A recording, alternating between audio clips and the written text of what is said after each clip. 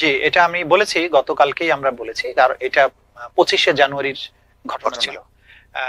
এটা একটা ডিটেনশন সেন্টারে, সেখানে যখন আমরা এই, আপনারা হয়তো অনেকে জেনে থাকবেন যে আমরা ওই সময় যখন প্রধান উপদেষ্টা তার পরবর্তীতেই সফরে যান, তার আগে আমরা গিয়েছিলাম, তখন আমরা যখন এই যে ডিটেনশন সেন্টার গুলো, এগুলোকে নানানভাবে আলামত নষ্ট করা হয়েছে, রুম গুলোকে নানানভাবে ভেঙে চুরে বিকৃত করা হয়েছে, সাউন্ড প্রুফিং ম্যাটেরিয়াল ছিল, টর্চারের যন্ত্রপাতি ছিল, এগুলো সরানো হয়েছে, গার্বেজ দিয়ে নানান ধরনের ফার্নিচার, ময়লা আবর্জনা দিয়ে ডাম্প করে রাখা ছিল, যাতে করে ওখানে রেডিলি কেউ ঢুকে কিছু বের করতে না পারে। এই এই পরিস্থিতিতে আমরা যখন এখান থেকে খুঁজে খুঁজে আলামত আমাদের তদন্ত সংস্থা বের করার চেষ্টা করছিল, আমি নিজেও সেখানে উপস্থিত ছিলাম, তো আমরা সবকিছু সরা থেকে একটা বালতির মতো আমরা একটা পাই। তো বললাম যে এখানে কি আছে একটু দেখা যাক। তো আমাদের ইনভেস্টিগেটর প্রসিকিউটর ওরা কি করেছে, বালতিটাকে উপর করে ঢালার চেষ্টা করেছে একটু, সাথে সাথে 5টা বড় বড় সাইজের বোমা তার দিয়ে লাগানো, একটার সাথে এবং এক পাশে একটা টাইমার লাগানো, সেটা বেরিয়ে আসে। আমি তখন সামনে ছিলাম, ভয়ঙ্কর অবস্থা। তো সাথে সাথে আমি চিৎকার দিয়ে বলছি যে স্টপ, আস্তে করে রাখো। রেখে আমরা ওই অবস্থা রেখে রুম থেকে দ্রুত সবাইকে বের করে দিলাম দিয়ে, তো ওখানে যারা দায়িত্বপ্রাপ্ত ছিল অফিসার, তাদেরকে আমরা বললাম যে এটা কিভাবে আসলো, তো উনি বললো আমরা জানি না, এটা তো আপনাদেরই এলাকায় জুরিসডিকশনে। তো এরপরে আমরা ওইটাকে সিল করে দিয়ে চলে আসি।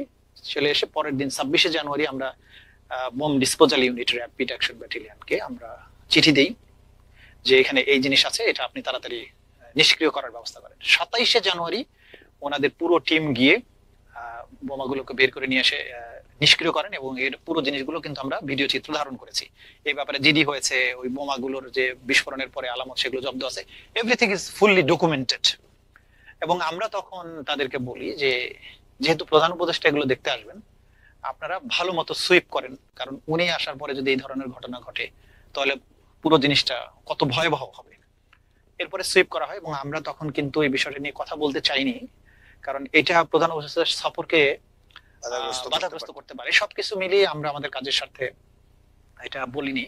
কিন্তু এই কথাটা গতকালকে বলার কারণটা হচ্ছে যে আমাদের ব্যাপারে একটা সিন্ডিকেটেড অপপ্রচারের জন্য পতিত সরকারের দোসরেরা একটা প্রজেক্ট নিয়ে নেমেছে, এবং এই ব্যাপারে আমরা নানান তথ্য প্রমাণে আমাদের হাতে এসেছে, একজন গ্রেপ্তারও হয়েছে, ট্রাইব্যুনালকে স্ক্যান্ডালাইজ করা, বিতর্কিত করা। আজকে অত্যন্ত গুরুত্বপূর্ণ একটা বিষয়ে আমি কথা বলবো, যে অত্যন্ত গুরুত্বপূর্ণ বিষয় হলো, আমি কন্টিনিউয়াসলি বলে আসছি যে হাসিনার বোনের, চাচাতো বোনের জামাই জেনারেল ওয়াকার কন্টিনিউয়াসলি বাংলাদেশে ধ্বংসযজ্ঞ করার জন্য এক ভয়াবহ পরিকল্পনা ডানে বায়ে কন্টিনিউয়াসলি করছে। তার সাথে করছে আর্মির ভিতরে লুকিয়ে থাকা রয়ের কিছু লোকজন, তার ভিতরে লুকিয়ে থাকা কয়েকজন জেনারেল, আর্মির ভিতরে লুকিয়ে থাকা কতগুলো হায়না যারা ভারতের বেতনভুক্ত।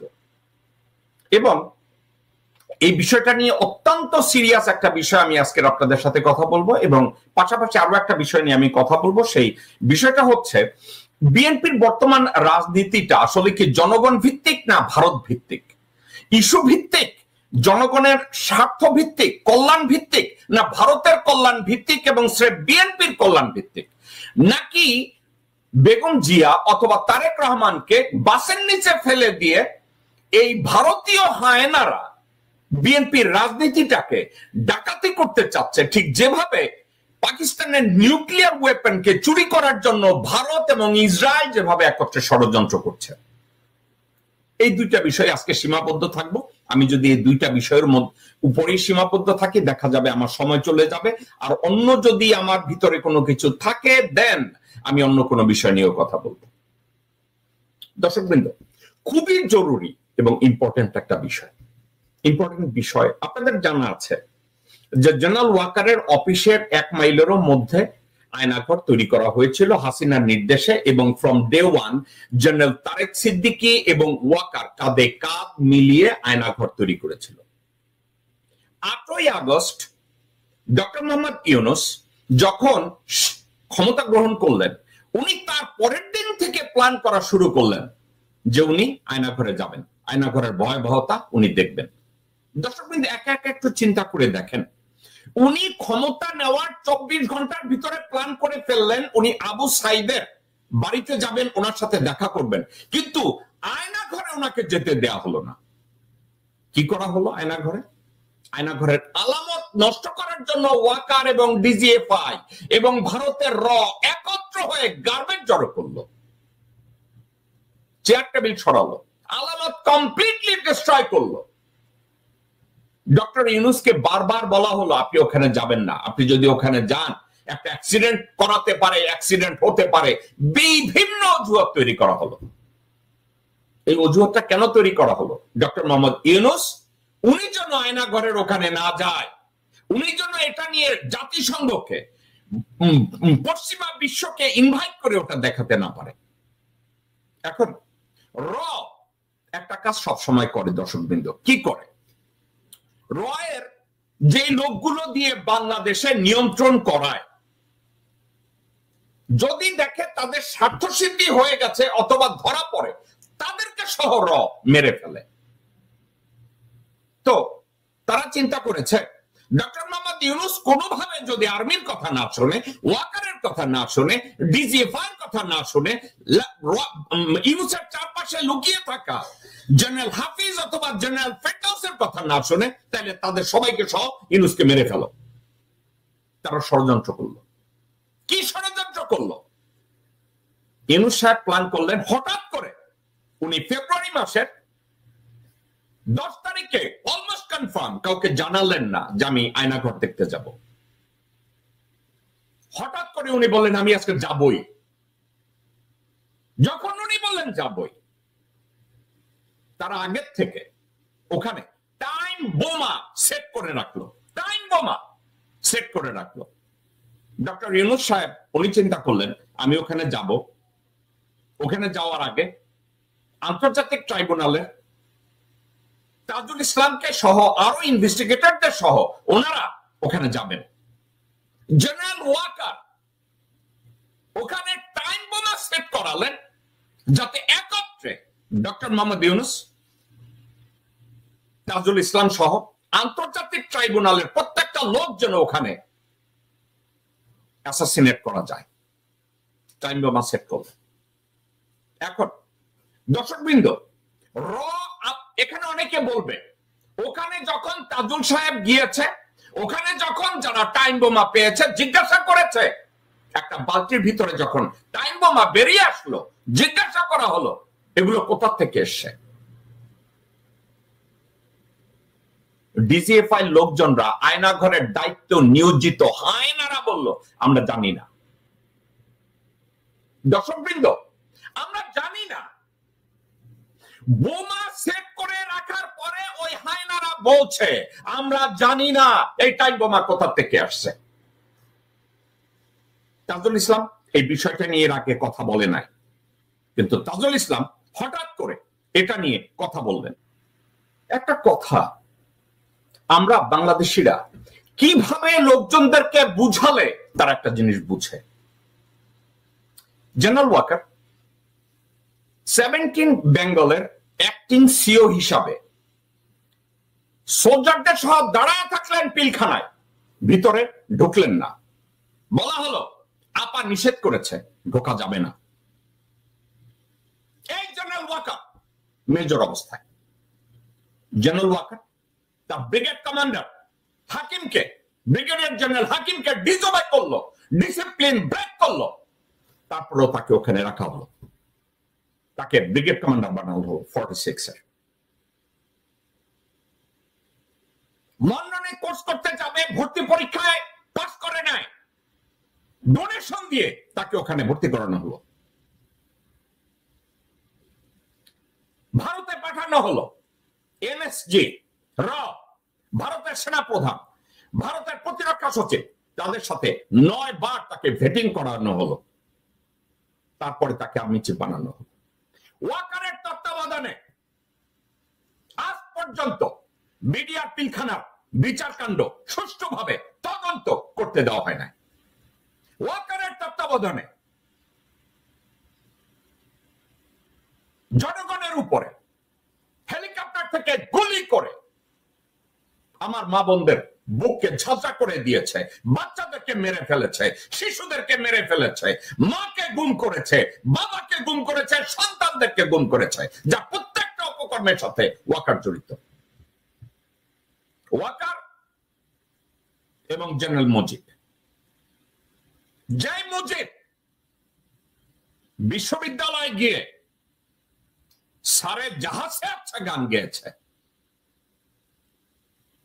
তারেক সিদ্দিকের গুণ তারা এখনো ওখানে বসে আছে বাংলাদেশের ধ্বংসযজ্ঞ চালানোর জন্য। ওয়াকার বলেছে সে দেশে শান্তি আনবে, এবং কতগুলো অদূরদর্শী রাজনীতিবিদ, অদূরদর্শী লোকজন, অদূরদর্শী বেকুবরা বসে আছে। ওয়াকার বাংলাদেশের সালভেশন নিয়ে আসবে, আর রাজনীতিতে সালভেশন নিয়ে আসবে, রাজনীতিতে রিফর্ম নিয়ে আসবে। ডক্টর মোহাম্মদ ইউনূস দায়িত্ব নেওয়ার পর থেকে ওয়াকারের ধান্দাবাজি, রয়ের ধান্দাবাজি ধীরে ধীরে প্রকাশ পাওয়া শুরু করলো। যখন রয়ের ধান্দাবাজি প্রকাশ পাওয়া শুরু করলো, তাদের সামনে একটা এলিমেন্টস ছিল। সে এলিমেন্টসটা কি? কোন একটা অজুহাত দিয়ে ডক্টর মোহাম্মদ ইউনূসকে যদি অ্যাসাসিনেট করা যায়, এই অ্যাসাসিনেশনের প্ল্যানের পার্ট ছিল, পার্টিকেল ছিল এই টাইম বোমাগুলো ওখানে সেট করা। ডক্টর মোহাম্মদ ইউনূস হঠাৎ যদি ওখানে গিয়ে ঢুকে পড়ে, জাতিসংঘের লোকজনরা যদি ঢুকে পড়ে, তাজুল ইসলাম যদি তার টিম নিয়ে ঢুকে পড়ে, সমূলে তাদেরকে মেরে ফেলা হবে। ওয়াকার ব্যাখ্যা দিবে এখানে আগে সরকার কি করে গেছে আমার জানা ছিল না। ঠিক যেমনি টাইম বোমা পাওয়ার পরে ওখানকার লোকজনরা বলেছে আমরা জানি না,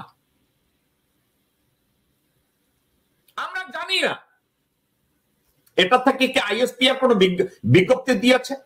ওখানে যে টাইম বোমা পাওয়া গিয়েছে, তাজুল ইসলাম প্রসিকিউশনের স্বার্থে, তদন্তের স্বার্থে তাজুল ইসলাম এটা নিয়ে কথা বলে নাই, সেটা দেশপ্রেমিকের পরিচয় দিয়েছে। কিন্তু এটা নিয়ে general Waker, ISPR, DGFI, NSI, CID, DB কোন মন্তব্য করেছে? ডক্টর আসিফ নজরুল কোন মন্তব্য করেছে? জেনারেল ফেরদৌস,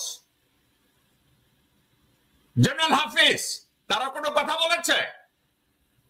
তদন্ত হয়েছে? জেনারেল ওয়াকার এখনো ভারতের নির্দেশে রাশিয়ায় সফরে আছে।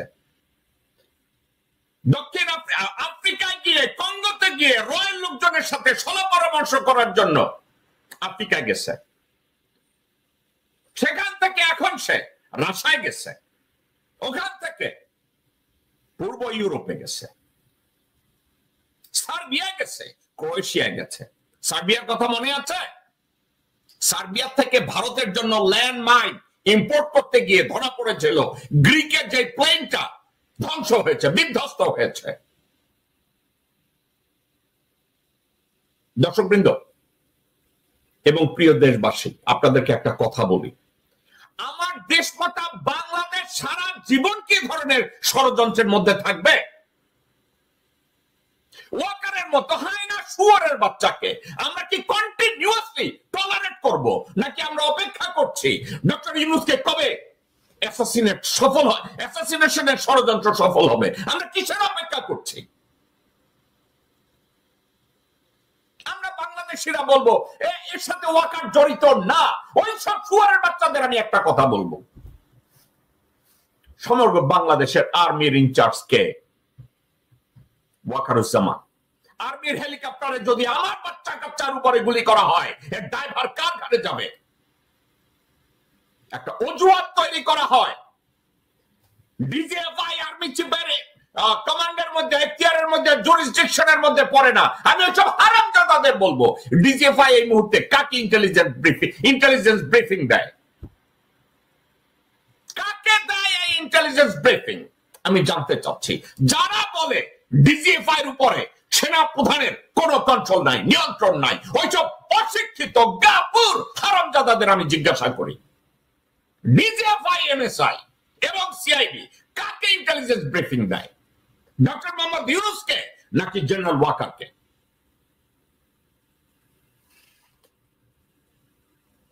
অনতি বিলম্বে, এটা নিয়ে আমি বারবার বলেছি, Waker and Chuppu must leave their position or must get sacked by Dr. Mohammad Yunus and the caretaker interim government.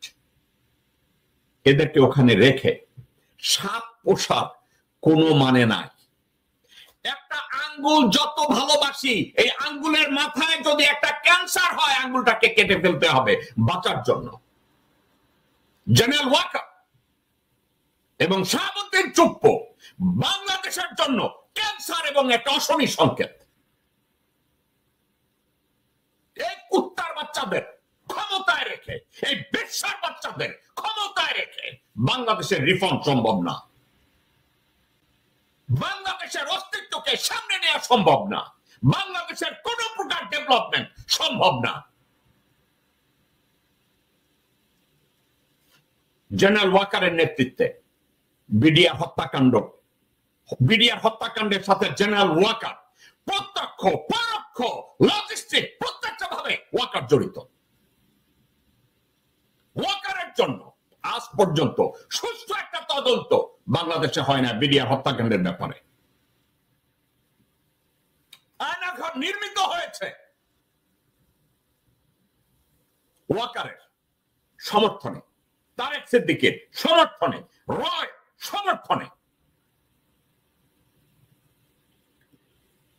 ছাত্র জনতা যখন ডক্টর মোহাম্মদ ইউনূসকে ক্ষমতায় এনেছে দেশের রিফর্মের জন্য, আবার তারা ষড়যন্ত্র করেছে বাংলাদেশকে টেনে হিসেবে আবার যেন 50 বছর পিছনে নেওয়া হয়। একটা মাত্র টার্গেট, পিতৃতুল্য ডক্টর মোহাম্মদ ইউনূসকে পৃথিবীর থেকে যেন সরিয়ে দেওয়া হয়। যেহেতু বাংলাদেশের দ্বিতীয় কোন ইউনূস এই মুহূর্তে না, ভবিষ্যতে কবে জন্মাবে তার কোনো খবর নাই, ইউনূসকে যে কোনো মূল্যে সরাতে হবে। আমার গায়ে পশম দাঁড়িয়ে যায় আমাদের চোখের সামনে ডক্টর মোহাম্মদ ইউনূসকে অ্যাসাসিনেট করার মতো দুঃসাহস দেখানোর পরে এই কুত্তার বাচ্চা এখনো সেনা প্রধানের চেয়ারে বসে আছে, চুপ্পু এখনো বঙ্গভবনে বসে আছে। আমি 110% শিওর এই ষড়যন্ত্রের সাথে চুপ্পু জড়িত, এই ষড়যন্ত্রের সাথে ওয়াকার জড়িত, এই ষড়যন্ত্রের সাথে আরো কিছু চরিত্র জড়িত। এই ষড়যন্ত্রের সাথে বিএনপির উচ্চ পর্যায়ের কিছু লোক জড়িত, যারা প্রতিদিন সকালে, সন্ধ্যায়, দুপুরে, গভীর রাতে স্রেফ একটা কথা বলে, ডক্টর ইউনূসকে সরাতে হবে, নির্বাচন চাই। এরাও জড়িত। আমরা শুধু কথায় কথায় বলি আওয়ামী লীগের বিচার করতে হবে, গুম খুনের বিচার করতে হবে, ইলিয়াস আলীর বিচার করতে, ইলিয়াস আলী গুম খুনের বিচার করতে হবে, যে ইলিয়াস আলীর খুনের সাথে সরাসরি মির্জা আব্বাস জড়িত। ইলিয়াস আলীর খুনের সাথে আব্দুল আওয়াল মিন্টু জড়িত। ইলিয়াস আলীর খুনের সাথে সাদেক হোসেন খোকা এবং তাদের চালাচামুন্ডা জড়িত। ইলিয়াস আলীর হত্যার সাথে ফালু জড়িত।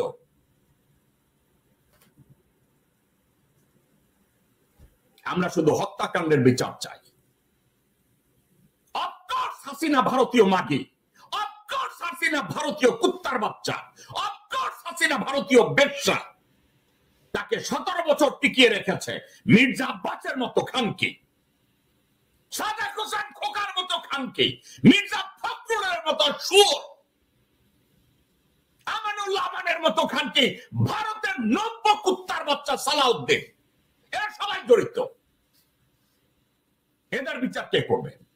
এদেরকে নিয়ে কেন কথা বলা হয় না? এদের সাহস ওই পর্যন্ত গিয়েছে ডক্টর মোহাম্মদ ইউনূসকে সরিয়ে দিতে হবে। দর্শকবৃন্দ, একটা কথা বলি, যে কোনো একটা দেশে রাজনৈতিক উত্তরণ হয় দেশের উন্নয়নের মাধ্যমে।